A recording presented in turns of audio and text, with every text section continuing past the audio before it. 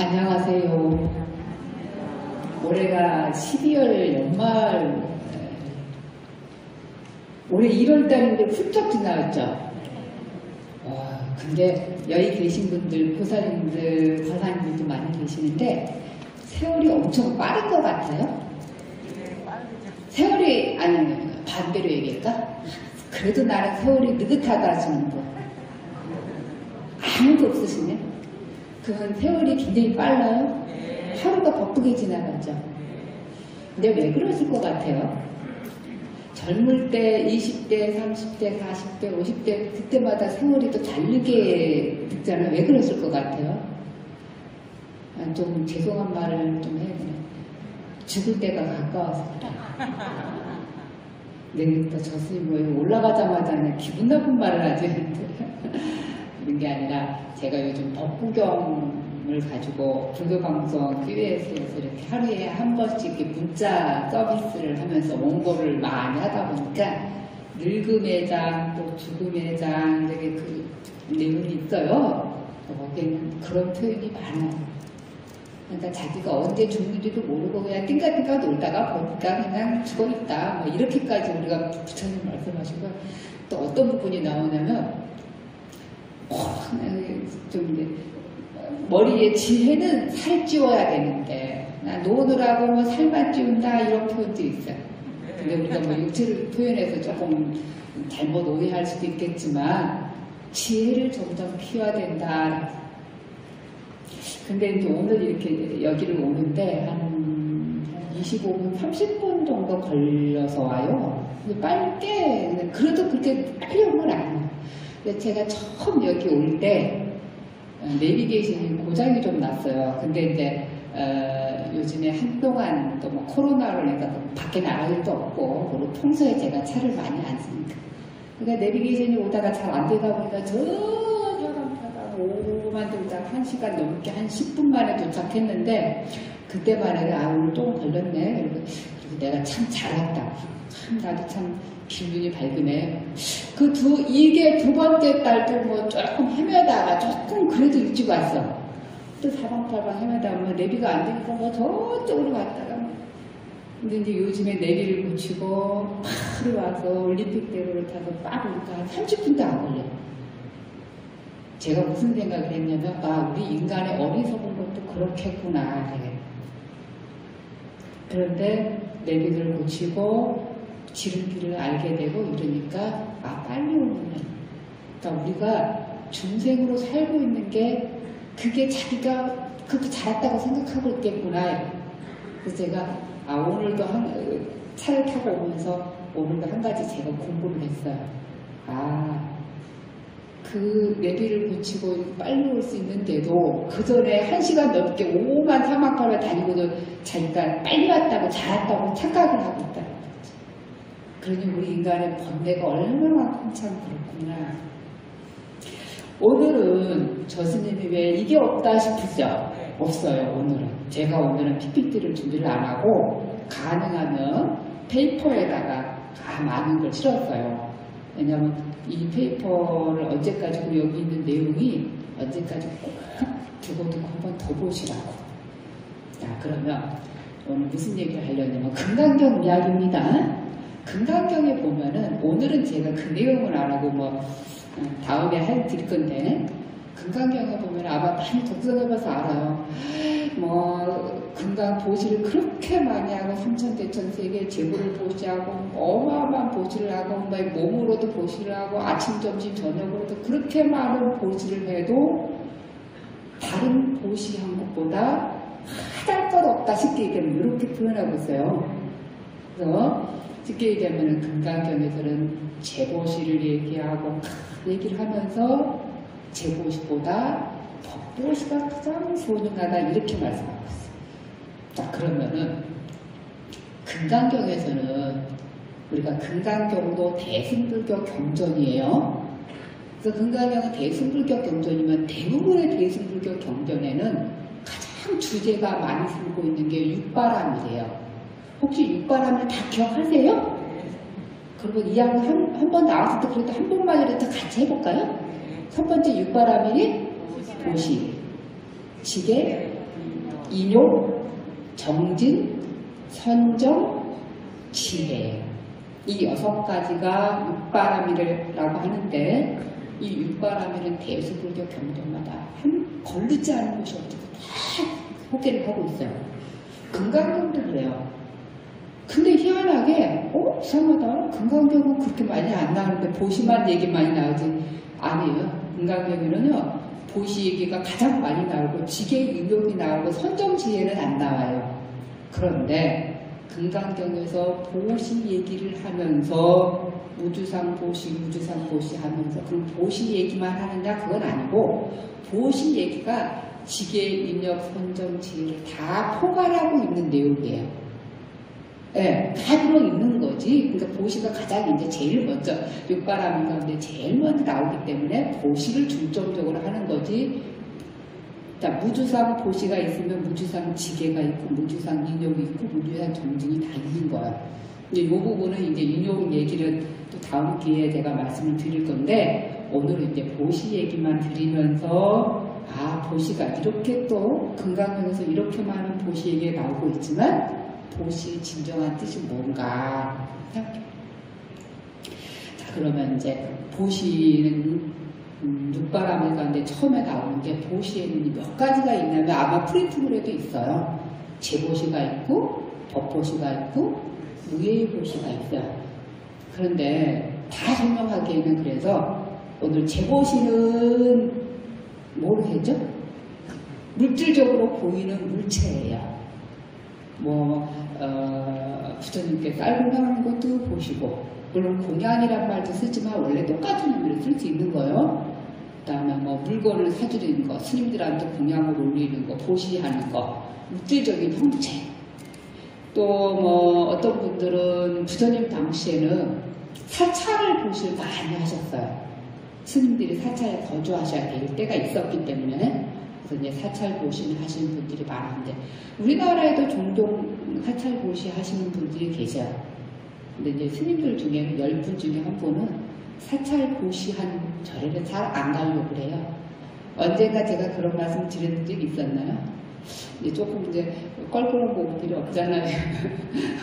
자, 이제 그 얘기는 그렇고요. 자, 그래서 제보시라고 하는 것은 물질적으로 형체로 보이는 거. 스님들한테 음료수 한 잔 사주는 것도 형체로 보이는 거기 때문에 보시야 돼요. 그래서 달고 그러면 제보시 말고 법보시는 뭐예요? 법보시? 그럼요. 제가 여러분들한테 지금부터 법문을 해주는 거. 근데 이런 거는 당연히 스님으로서 해야 되는 역할이고 여기 계신 보살님 중에 오늘 법문을 하나 다 듣고 너무 내용이 좋아. 어느 한 부분. 특히 우리 오늘 금강경에 여기 페이퍼에 보시 그런 얘기, 법문 얘기가 있거든요. 그걸 가지고 친구한테 전화해도 수다 떨면서 연습국에서 어느 주인공이 어쩌고저쩌고 그게 그런 얘기 할 게 아니라 물론 그런 얘기도 중요하죠. 그런 얘기 하면서 친구한테 오늘 스님한테 법문 들었는데 유마거사가 어쩌고저쩌고 이런 보시 얘기를 하더라 이런 좋은 말씀 해주고 그 다음에 또 오늘 법문 끝나고 나서 집에 가서 이거 버리지 마시고 딱 이렇게 그거 냉장고 앞에 딱 붙여놓는 거야. 어느 하나라도 자녀분들도 볼 수 있도록 하는 거 그것도 법보시예요. 저는 법문할 때마다 그런 말씀 많이 드려요. 아들 축원하고 딸 축원하고 오늘 생일이라고 축원하고 또 무슨 시험 본다고 축원하고 근데 그것보다는 자녀분들 여기 데리고 와서 절 부처님께 시키는 분 계세요? 그러셔야 돼요. 그리고 말 나왔을 때 아들 딸이 직장 다녀서 어느 정도 경제 활동을 하면 얘야 오늘 부처님 앞에 연등 올려야 돼. 연등비 내놓으라고 하세요. 못하신다 하대요. 아니요. 그래야 여기 계신 보살님들, 여기 거사님들 돌아가셔도 우리 아버지가 엄마가 부처님 당시에 이렇게 큰 행사 때 행사했다는 거 그럼요. 저희 아버지더라도 그래야 연등비 낼 줄도 알고 할 줄도 알아요.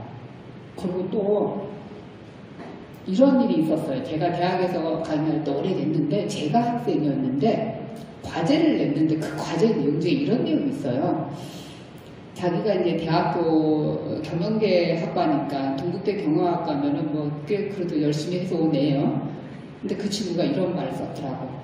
자기가 어릴 때부터 공부를 잘했대. 공부를 잘해서 좋은 실력으로 등록대 경영대학을 왔습니다. 그런데 이 친구가 하는 말이 어느 날 엄마가 대학교 들어오고 나서 엄마가 도손사를 다니시는데 도손사에 한번 가자고 하더래요.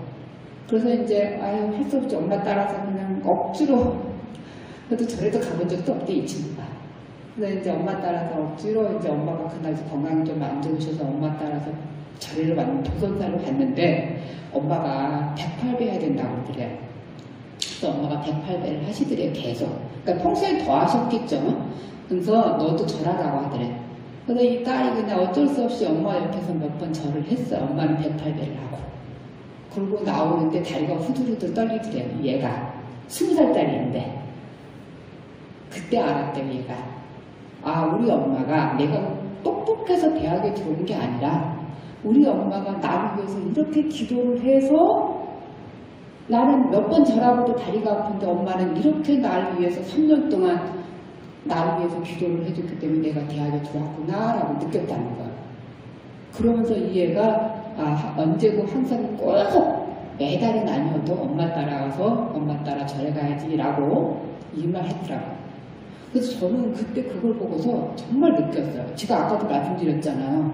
큰 행사 있을 때, 사찰에 무슨 일 있을 때, 연등 행사 있을 때 그럴 때 당신돈 하지 말고 아들, 딸들하고 또 한 번 여기 와서 데리고 와서 부처님께 절 한 번 시키고 또 그리고 이렇게 법회 있는 날은 몇 달에 한 번이라도 데리고 오세요. 매주 토요일에 법문이 있잖아요. 왜 그런지 아세요? 요즘 젊은 친구들 중에는 불교는 다 미신이라고 생각하는 애들도 있거든요. 물론 여기 계신 자녀분들이 그런 게 아니라 아직까지 우리나라 한국 불교 젊은 세대들은 불교는 약간 구세대 애들이 믿는 이런 이미지. 그런데 우리 불교가 얼마나 부처님 진리가 그렇게 무궁무진하잖아요. 그리고 여기서 얼마나 많은 스님들께서 또 법문을 해주세요. 똑똑하신 총무스님도 법문 많이 하시잖아요. 그러니까 스님들이 이렇게 법문하시면서 불교가 정말 진리의 종교라는 거, 미신이 아닐까라고 한 번 인식시켜주는 것도 여기서 스님들께 축원비 내고 그 친구 아드님, 딸님 축원해준 것보다 나는 훨씬 더 공덕이 크다. 그 친구가 평생 살아가는데. 제 말씀 이해되시죠? 그럼 앞으로 꼭 그렇게 하셔야 됩니다. 그럼 그러셔야 돼요. 또 이제 이런 건 있어. 저도 이제 서울에서 출가했기 때문에 절집에 제사가 종종 많이 있어요. 그러면은 우리 엄마 아버지가 여기서 할머니 할아버지가 절에 다녔다고 한 번도 절에 오진 않았는데 49대를 지내는 경우도 있고 제사를 77대를 지내는 경우 있어요. 근데 어쩔 수 없이 하는 거예요. 우리 엄마 아빠 아니면 연세 드신 분들 여기 절에 다녔는데 안 해드릴 수가 없으니까. 근데 물론 그러고 나서 절에 오는 경우는 그렇게 없어요. 그냥 제사 어쩔 수 없이 엄마 아빠가 다닌 절이니까 49제를 해주더라고. 근데 뭐가 느끼냐면 제사 비용 얘기예요. 이런 데서 말씀드리긴 좀 껄끄럽지만 제사비를 조금 내야 그 영가한테도 복이 있고 또 이 큰 절이 운영하는데 또 어느 정도 돌아갈 수 있는 거잖아요. 그렇죠? 그러니까 그거 떠나서 근데 아마 유절도 그럴 거예요. 얼마 내라 이러진 없으실 거예요. 그냥 그건 형편상 어쩔 수 없는 형편상 하면 되는 거죠. 그죠? 그것도 그래요. 그러다 보니까 아들, 딸들이 49제비를 낼 때 왜 이렇게 절에서 큰 돈을 받느냐라고 하는 분들도 있으세요. 그냥 절에서는 다 공짜로 해주는 거 아니냐라고 하는 경우들도 물론 다 그렇다는 건 아니지만 그렇더라고요. 그럼요. 그렇기 때문에 살아있을 때 자녀분들이 그래도 한 번씩 데리고 오고 법회도 한 번 데리고 오고 또 지나가다가 혹시 지나가는 길에 잠깐 들어와서 삼배 올릴 때 삼배 하는 법도 알려주고 그렇게 하셔야 불법이 앞으로 멀리까지 그게 보살님들이 자녀한테 주는 정말 재산이에요. 재산. 빌딩을 한 채 남겨주고 집 한 채 남겨주고 몇천만 원 몇 억을 그 친구한테 집을 사주는 것도 중요하지만 정말 그 친구한테 평생을 살아갈 수 있도록 부처님 진리를 이어갈 수 있도록 그 친구한테 제대로 알려주는 거 이것도 정말 재산 남겨준 거하고 똑같아요.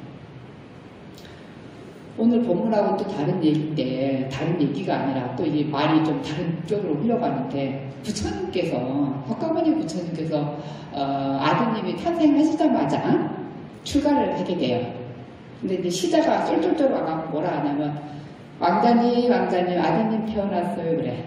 아, 근데 부처님이 그냥 야반도주 하려고 딱 준비를 하고 있는데 그냥 그 말을 해. 뭐라 하셨어요, 부처님께서? 아이고, 내가 출가하려고 했더니 장애물이 하나 생겼네?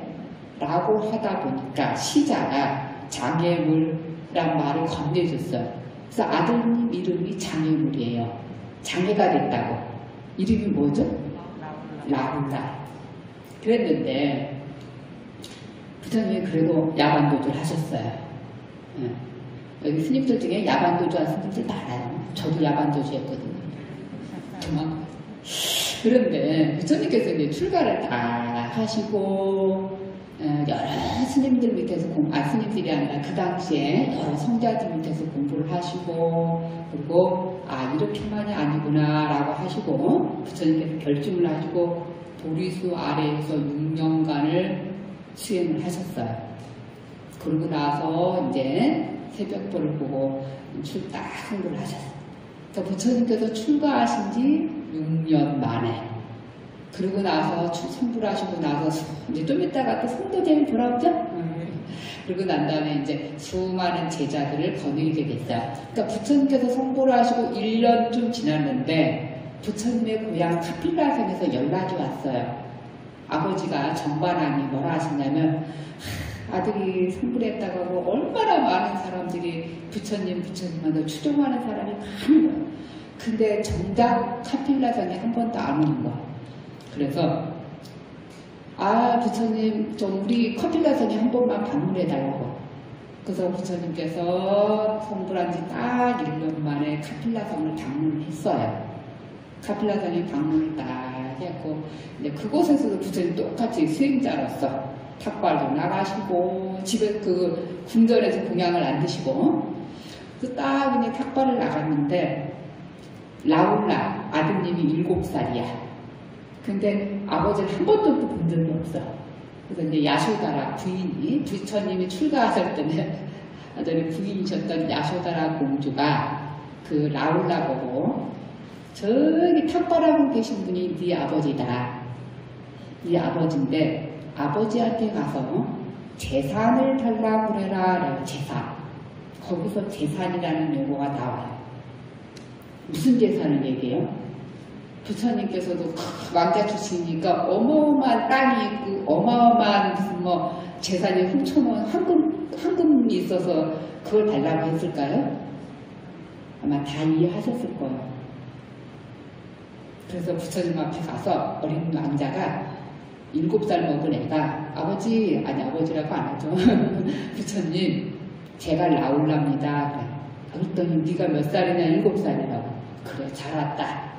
부처님이 딱 손을 잡고 쫄쫄쫄 데리고 가서 부처님 제자 중에 아까 반야심경 독송하실 때 사리존자, 사리자시라고도 하고 사리불이라고도 합니다. 그 사리불 존자한테 손을 딱 맞잡아줘. 얘 데리고 와서 삭발시키라. 그래서 7살 먹은 애가 처음으로 출가하신 스님이 되십니다. 최초의 삼위 스님입니다. 거기서 말하는 재물이라는 말은 진짜 물건에 있는 큰 물건 덩어리, 돈 덩어리, 건물 덩어리가 아니라 부처님의 진리, 어떤 우리가 지금 금강경에서 얘기하고자 하는 법보시예요. 법의 첨다운 진리를 가르쳐주면서 이 어린애가 해탈할 수 있는 길을 인도해주는 것. 그게 우리가 불교에서는 재물, 재산이라고 표현하고 있는 거야. 자, 이제 재물, 재산의 의미가 이해하셨죠? 그럼요. 그래서 오늘 집에 가셔서 이거 다 외워 붙여놓고 아들, 딸 오고 또 손주 오면 한 번씩이라도 눈에 보게 하세요. 한 번이라도 눈에 익힌 이 부처님 진리는 언제고 그게 싹이 트서 언제든지 꽃이 피울 수 있는 겁니다. 이해하시겠죠? 그럼요. 자, 그러면 이제 다시 법보시가 제보시라는 말이 있고 법보시라는 말은 부처님의 진리 가르침을 남들한테 전달해 주는 것. 그래서 그걸 해주는 것 자체가 또 한 가지는 우리 여기 불광 사는 옛날에 불광 잡지도 있었고 출판사도 있었어요. 그죠?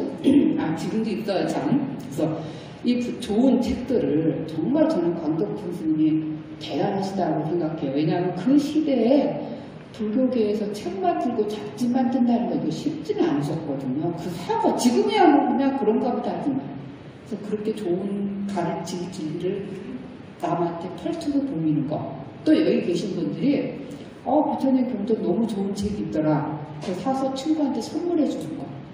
솔직히 책값 따지고 보면은 2만 원도 안 되는 경우가 더 많거든요. 근데 요즘 점심 드시면은 웬만하면 조금 대접하려고 점심 먹으시면 몇만 원을 써야 되잖아요. 근데 책값은 얼마 안 되잖아요. 그래서 좋은 책을 선물해 주는 거, 그것도 다 법보신 겁니다. 자, 그럼 이제 법보시 얘기 나오는데, 우리 아까 말씀드린 대로 금강경에서는 재보시를 그렇게 많이 해도 법보시 공덕이 어마어마하다 크다는 게 우리 금강경의 정의예요. 그게 딱 그 말씀이 그거밖에 없어, 어떻게 보면은. 그런데 이제 저번 달에 제가 이런 말씀 드렸어요. 금강경 보시가 나오면서 항상 어떤 보시기가 나와요? 무주상 보시. 어떤 보시야? 내가 너한테 이만큼 베풀었으니까 너 언제고 나한테 갚아. 그게 아니라 항상 정말 내가 상을 잡지 않는 것, 관념 두지 않는 것, 내가 뭔가 베풀고도 집착하지 않는 보시를 해라. 그게 우리 금강경의 무주상 보시입니다. 자, 그런데 제가 자꾸 무주상 보시하고 법보시 얘기하니까 그러면 제물로 하고 추공비 안 내도 되고 뭐 이런 거 안 해도 되느냐? 그건 안 해요. 그건 절대 안 합니다. 부처님 당시에 기수국고덕을 우리가 지금 금강경 하고 있잖아요. 그 금강경을 설립했던 장소가 기원정사, 기수국고덕원이라고 합니다. 그 기원정사를 보시던 분이 극고독 장자라고 하는 장자예요. 왜 극고독 장자냐면 고독한 사람들, 어려운 사람들, 힘든 사람들한테 극자 100% 준다 그래서 그분이 이름이 극고독 장자예요. 근데 그분이 정말 어마어마한 부처님 당시 대단하신 재력가였어요. 기원정사가 어마어마하게 큰데 그 기원정사를 다 보시를 했고요. 그뿐만 아니라 부처님 스님들은 그 당시에 스님들은 다 탁발을 해서 공양을 드셨어요. 밥을 해서 먹는 문화가 아니었어요. 그 탁발 공양 있을 때마다 항상 자기 딸들까지 동원해서 매일 스님들한테 몇백 명 스님들한테 점심 공양을 이렇게 했습니다. 점심 공양이라는 말이 우리가 부처님 당시에는 사시의 공양을 드셨어요. 그래서 우리가 맞이할 때 뭐라고 하죠? 사시에 부처님께 공양 올릴 시간, 그래서 사시 맞입니다. 자, 그런데 그렇게 많은 보시를 하셨던 분이 극고독장자인데 그렇게 많은 부자도 언제부터 집안의 가세가 기울기 시작해요. 차츰차츰. 그럴 수 있잖아요. 가세가 점점 기울어지니까 부처님께 공양 올릴 보시 탑발 공양 올릴 그런 것도 좀 부족하고 막 부족한 거야. 그러니까 극고독장자가 오늘은 내가 부처님 법문하실 때 절에 가서 부처님 법문도 들어가고 부처님한테 빨리 인상 가야 되는데 내가 재물이 없어. 그럼 어떻게 하셨냐면 이분은 자기 집에서 정원에 가장 좋은 흙을 퍼다가 부처님이 계시는 도량에 꽃밭에다 뿌려줬어요. 그게 무슨 뜻이에요? 내가 정말 재물적으로 형편을 볼 수는 없지만 그런 지극한 마음으로 부처님께 공양을 했다는 소리예요. 꼭 뭐 먹는 거 드려야 되고 옷을 줘야만이 보시가 아니라 그분은 그렇게 그 얘기가 빨려 법금에 나와요. 이분이 공양을 껴셔서 자기 집에 좋은 흙을 퍼다가 공양을 했다. 부처님 계시는 화단에 뿌렸다 이 소리. 참 기가 막힌 부분이에요. 그 다음에 또 이런 이야기가 있어. 요봉사운이라고 하는 우리 불광출판사에서 나오는 책이 있는데요. 어떤 거사가 불교 신자는 아니지만 어떻게 하면 정말 잘 살아야 된다 이런 책이 있습니다. 요봉사운이라고 합니다. 그 책에 이런 내용이 있어요. 어떤 내용이냐면 어떤 그 여자분이 아가씨예요. 처녀분인데 좀 집이 가난해요. 근데 원래 아주 부잣집 그 딸이었는데 집안이 다 가세가 기울어지면서 이렇게 이제 굉장히 힘들게 살고 있어. 근데 스님들께 오늘 공양을 좀 하고 싶은데 자기 집을 아무리 돈이 있나 찾아봤더니 옛날로 말로 명나라 때니까 두 푼밖에 없어요. 그래서 할 수 없이 그 두 푼, 자기가 전 재산이 그 두 푼을 가지고 사찰에 가서 그래갖고 공양을 올려요. 도시를 해요. 그런데 그 당시에 그 사찰의 가장 큰 스님이 이렇게 딱 보시고 직접 내려서 어떻게 보면 두 푼은 큰 스님이 와서 그렇게까지 하실 건 아닌 정도인데 그 큰 스님이 내려오셔서 그 아가씨를 위해서 축원도 해주고 그 아가씨를 위해서 좋은 말씀도 해주시고 극진하게 하셨어요. 이 아가 처녀한테. 근데 이 처녀가 너무 감사한 마음으로 해서 이제 그러고 이제 돌아갔다가 몇 년 있다가 이 아가씨가 황궁에 들어갔어요. 황궁. 그래서 황궁에 들어가서 아주 이제 황제의 부인이 되신 거죠. 뭐 부인이 됐다 해서 정비라고 아무튼 부인이 한 분 되셨어요.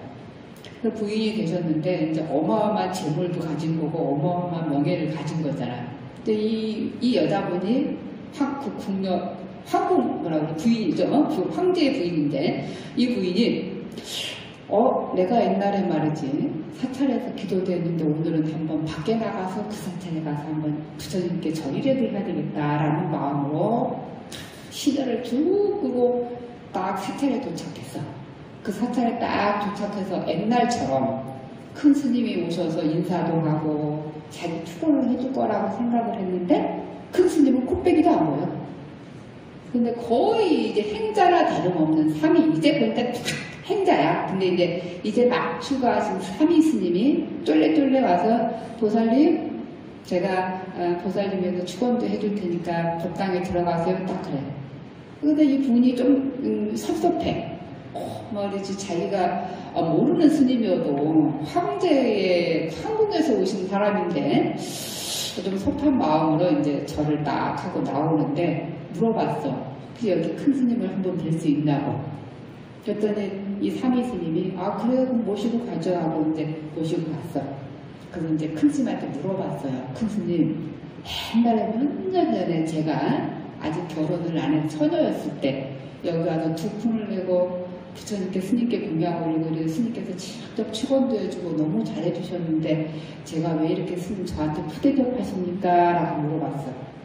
그래서 스님께서 뭐라고 답변을 하셨냐면 옛날에는 그렇게 가난할 때는 정말 그 몇 푼 아니지만 정말 성심껏 지극한 정성으로 부처님께 절주하고 이러더라. 그래서 내가 그 마음에 감동을 받아서 내가 보살님 축원도 해주고 보살님에서 내가 기도를 해줬다. 그런데 오늘은 그렇지 않더라.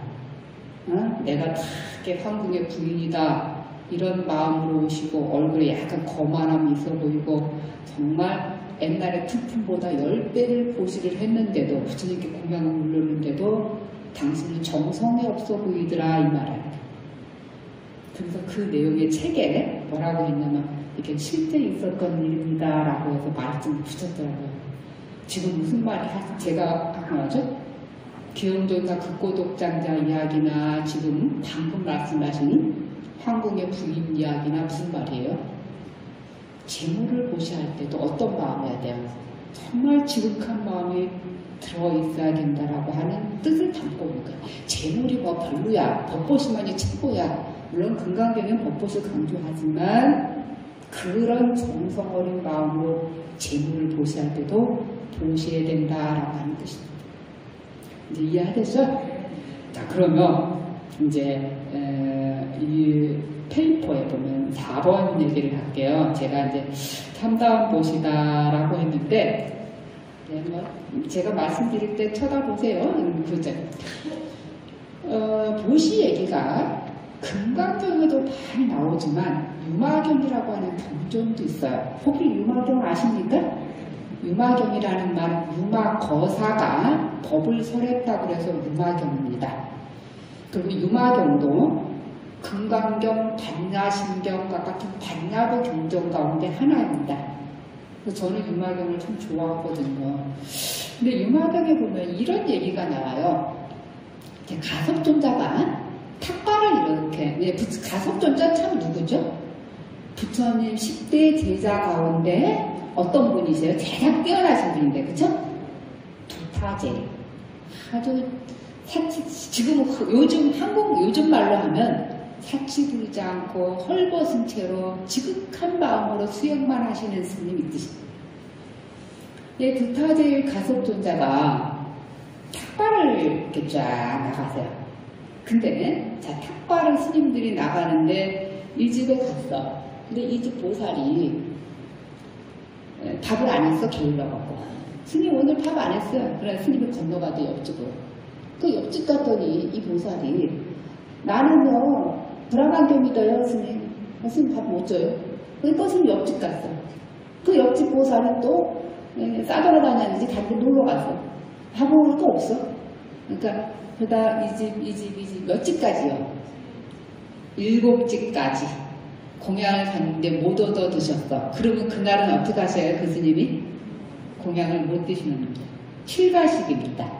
자, 근데 그 얘기를 하는 게 아니라 그래서 이제 가섭존자가 탁발을 다 가는데 이 집에 갔는데 이 집은 굉장히 잘 사는 사람이야. 어마어마하게 잘 살고 맛있는 것도 많아. 그러니까 가섭존자가 이 사람은 아니고 옆에 보면 정말 찢어지게 가난한 집 가서 스님이 탁발을 해서 드세요. 근데 그 집에서 드는 음식은 별로겠죠? 그렇게 스님은 항상 가섭존자는 가난한 집만 가서 탁발을 쳤어요. 왜 그랬을까요? 아마 다 머릿속에 생각하셨을 거예요. 네가 이번 생은 이렇게 가난하지만 이번 생에 가난하지만 보시를 많이 탁발 공양한 스님들한테 해서 다음 생에 정말 복덕을 많이 주어서 다음 생에 좋은 곳에 태어나라 라는 뜻으로 가난한 집만 찾아가서 공양을 받으신 거예요. 그런데 또 이런 스님 계셨어요. 수고리존자인데 수고리존자는 이상하게 가난한 집은 안 가. 부잣집만 찾아다녀. 요즘은 너무 가난해 싫어. 이 집 가면은 맛있는 게 많아. 음식도 막 그냥 기름지고 부잣집만 찾아서 탁발을 공양을 드셨어요. 두 분 중에 누가 잘하신 거예요? 가섭존자가 더 훌륭하십니까? 수고리존자가 더 훌륭하십니까? 1번 가섭존자, 2번 수고리존자. 자, 1번 손 들어보세요. 안 내리세요. 그 다음에 2번 손 들어보세요. 한도 안 드세요? 그러면 안 들으신 분은 뭡니까? 그러던 말던 네 떠들더라 이 소리? 대략 두 분 다 가섭존자나 수고리존자나 두 분 다 훌륭하세요. 그리고 두 분 다 틀렸어요. 그럼 제가 무슨 말 한 거야? 저 스님 무슨 말 한 거야? 틀리지도 않지만 맞지도 않으신 거예요. 왜요? 그런데 유마경에서 이 얘기가 나오면서 유마거사가 비판을 해요. 왜 비판을 했을까요? 평등하지 않았다는 뜻이에요. 솔직히 말하면 부잣집 사람은 걱정이 없을 거고 그냥 좋은 걱정 없이 살 것 같죠? 부잣집 사람은? 그럴 것 같아요? 안 그래요. 10억 갖고 있는 사람은 무슨 걱정하는 줄 아세요? 어떻게 하면 20억 늘릴까 걱정하고 있어요. 1억 갖고 있는 사람은 가난해도 2억 늘릴까 생각을 하고 있어요. 다 누구든지 바라는 건 똑같아요. 마음에서.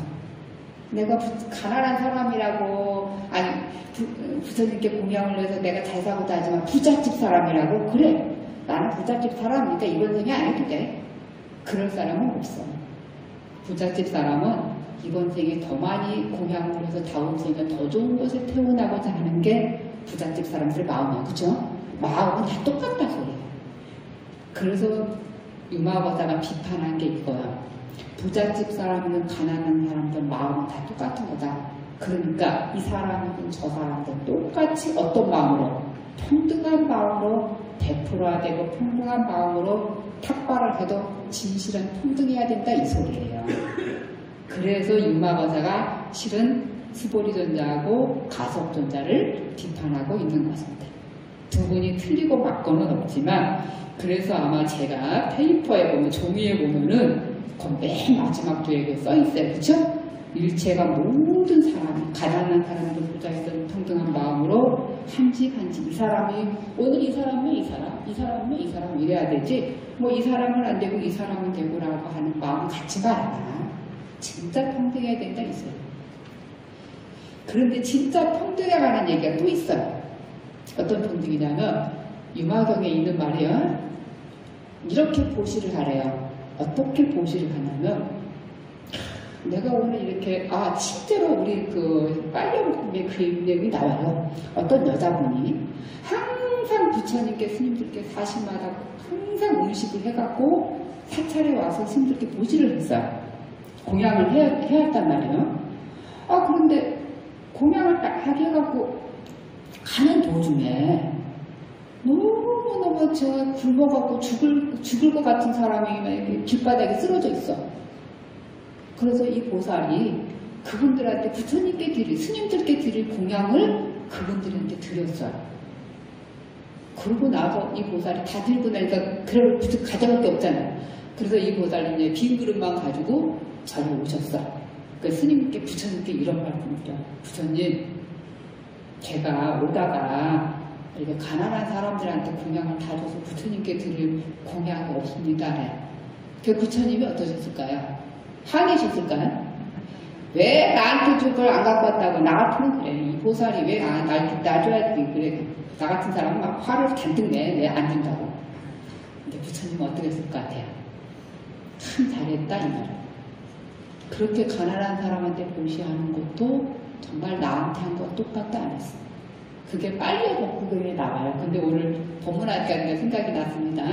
근데 유마경에 그런 내용이 있어요. 어떤 내용이냐면 정말 누구한테 보시 공양할 때도 보시할 때도 부처님께 공양 올리는 마음으로 그런 마음으로 천하의 거지한테도 보시를 똑같이 해라 이 소리예요. 그러니까 쉽게 얘기하면은 거지라고 휙 던지고 이게 아니라 정말 그렇게 어려운 사람한테 보시할 때도 부처님 공양을 그런 마음으로 공양 올려라라고 얘기했습니다. 그게 참다운 법보시다 이랬습니다. 여기서 유마경에서 참다운 법보시다 할 때 법은 법다운 법을 얘기해요. 진리를 전한다는 의미가 아니라 그러면서 이 말씀이에요. 지금 오른쪽 가운데 딱 그 페이퍼에 그 내용이 있어요. 있죠? 보셨어요? 천하 거지한테 보시할 때도 부처님께 공양 올리는 것처럼 그런 자비로운 마음, 평등한 마음으로 보시 올려라 라고 하는 게 유마경에 있는 내용입니다. 오늘 너무 좋은 내용이 많아서 막 배가 불죠? 공양 안 드셔도 되죠? 자, 요런. 근데 제가 오늘 요러고만 끝났으면 좋겠는데 제가 뭔가 좀 아쉬운 거예요. 요렇게만 할 게 아니구나. 우리 또 우리 금강사에서 가장 큰 스님께서 준비하셨던 경전이 있어요. 지금도 우리가 아까도 독송했는데 보현행원품. 제가 20여 년 전에 어디서 보현행원품 강의할 때도 우리 광덕큰 스님 책을 했거든요. 그래서 저도 보현행원 내용에 참 좋아하는데 보현행원품 가운데 5번째인데 제가 알고 있기로는 수의 공덕품이 있어요. 수의 공덕이 뭐예요? 따라서 기뻐하는 공덕이에요. 남이 잘 되면 박수 쳐주고 내가 스님들께 아니면 사찰에 나는 뭐 10만원, 5만원 냈는데 저 보살은 50만원 냈어. 지가 뭐가 달라서 눈 흘긋거리면서 그 5만원 보살님 내고 5만원 공덕이 없어. 그쵸? 그게 무슨 말이죠? 지금 여기서 말하는 거는 내가 조금 못한 거 저분이 많이 하셨구나. 정말 잘한 거다 라고 하면서 함께 기뻐해주는 공덕이라는 뜻이에요. 사촌이 땅 사서 배가 아픈 게 아니라 사촌이 땅 샀다고 박수 쳐주고 기뻐해주는 공덕. 그래서 이런 내용이 있는 거로 봐서는 참 우리 인간의 마음이 약간 질투가 좀 많은가? 그렇죠? 이런 내용이 있는 거로 봐서는 그렇습니다. 그래서 여기 계신 분들 우리 인간의 마음은 다 질투심은 다 갖고 있어요. 그렇지만 수의 공덕 내가 못하더라도 정말 다른 사람이 하고도 이렇게 좋은 내가 함께 따라서 기뻐해주는 공덕, 이런 공덕이 있구나라고 하는 거, 그것만 해도 알고 있고 그렇게 마음 평소에 많이 갖는 것도 나는 굉장히 중요하다고 봐요. 그러면서 수의 공동 얘기를 하면서 이런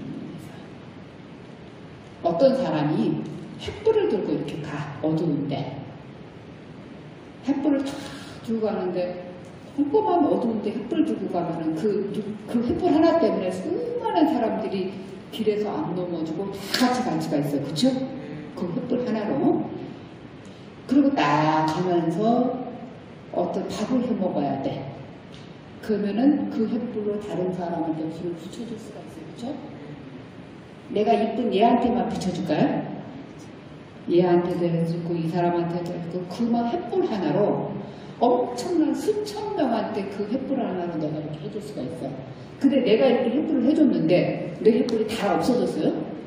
내 불이 없어졌어요? 그불이 있는 거야. 그래서 우리가 뭐라고 얘기했냐면 그렇게 많은 사람들한테 수위를 베풀어주지만 횃불로 밝혀주고 어둠을 밝혀주고 베풀지만 그 횃불의 공덕은 하나도 변하지 않는 겁니다. 그게 지금 제가 페이퍼 내용이 있어요. 42장경에 이런 내용이 있다. 아마 또 항상 보시하고 관련돼서 오늘 요 말씀만 끝내고 마칠 겁니다. 무진등이라는 법문이 있어요. 무진등. 없을 무자에 다할지다. 다음에 또 언제까지나 항상 영원하다라고 하는 거예요. 지금 마지막으로 똑같은 말씀이세요. 그 유마경에 그런 내용이 나와요. 하늘의 처녀가 유마거사한테 물어봐요. 그러니까 하늘에 올라가면 막 즐거운 일 많고 놀고 띵가띵가 놀 일도 많은데 하늘 사람들한테 제가 어떻게 하면은 다른 사람들한테 법을 전할 수 있을까요? 라고 물어봐요. 그때 유마거사가 무진등 법문을 해줘요. 그러면서 뭐라 하냐면 너가 이렇게 등불을 하나 밝힌다. 그 등불 가지고 촛불이라고 생각을 하세요. 옛날에는 뭐 초를 가지고 제가 처음 초과할 때는 이게 전기등 아니었었어요. 초를 다 밝혔어요. 그 안에다가. 그러다가 언제부터 그 다음에 전기등 나오는데 이게 촛불을 하나 갖고 있는데 그 촛불을 가지고 이 사람한테도 밝혀주고 저 사람한테도 밝혀주고 이 사람한테 밝혀줄 때는 수많은 사람한테도 밝혀줘서 이 사람이 그걸 가지고 어둠도 밝혀주고 밥도 해먹을 수 있는 그렇게 할 수 있다. 그치만 내 거 가지고는 처음 밝혀진 그 촛불은 꺼지는 게 아니라 그것이 영원히 있는 거야. 그리고 내가 A라고 하는 사람한테 베풀었다. 그럼 그 A라고 하는 사람도 다른 사람한테 베푸는 거야. 그래서 부처님 법문을 가지고 내가 이 사람한테 보살을 하고 이렇게 밥을 베풀고 법보시를 하고 이러면 이 사람한테 수십 명한테 할 수 있고 또 그 수십 명은 다른 사람한테 수많은 법보시를 또 할 수 있는 거예요. 법의 진리가 이렇게 훌륭하다라는 뜻을 하거든요. 지금 제가 말씀드린 게 지금 조위에 있어요. 가운데 무슨 얘기를 했냐면 42장경에 있는 내용, 유마경에 있는 내용 다 똑같은 듯한 내용을 하고 있어요. 내가 이렇게 들은 법문을 다른 사람한테 해주는 거. 그래서 아까도 제가 처음 법문 시작할 때 그 말씀 드렸어요. 이렇게 해줘서 아드님이 참 좋은 곡기구나 해서 이 친구가 살아가면서 하나의 또 자기가 살아가는 등불이 될 수 있는 겁니다. 그러면 그 아들은 또 여기 계신 아드님이 그렇게 한다면 그 손주한테 또 할 수 있는 거예요. 그 손주는 그 손주. 그리고 또 다 옆에 사람한테도 수많은 법을 전달해 줄 수 있고 수많은 법을 진리를 전달해 줄 수 있는 게 법보시가 그게 이제 우리 금강경에서 얘기하는 법보시고 화엄경에서는 횃불 얘기 무진등이라는 법문으로 하고 있습니다. 오늘 법문은 금강경에서 그렇게 많은 보시 얘기가 나오고 법보시를 강조를 많이 하는데 진짜 어떤 게 굉장한 참다운 법보시인지 물론 진리만 전하는 게 법보시라고 하지만 아까 제보시, 제물 남한테 베풀 때도 정말 지극함만 들어간다면 그 또한 법보시가 될 수 있는 겁니다. 그러면 오늘 법문은 이것으로 마치겠습니다.